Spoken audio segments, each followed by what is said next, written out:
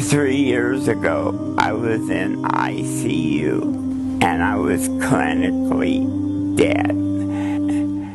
And this voice, this beautiful voice, came to me and he said, I want you to go back and learn about Islam. I was clinically dead. And he sent me back and told me to learn about Islam.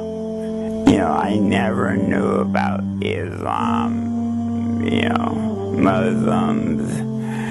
I thought they were a bunch of terrorists.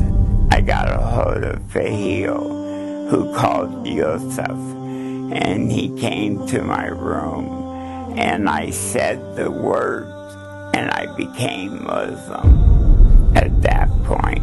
It made me feel so wonderful.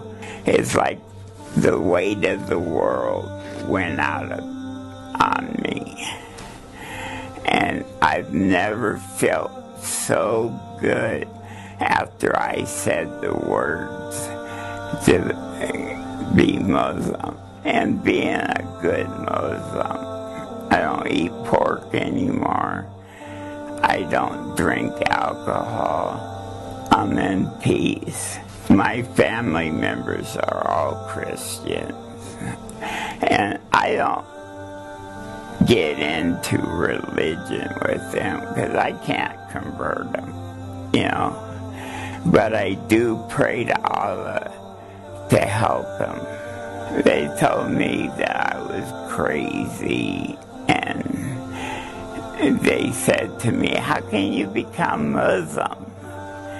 And, you know, they thought Muslims are terrorists, you know, and I get it from my family. You know, Jesus is the one and only God, you know.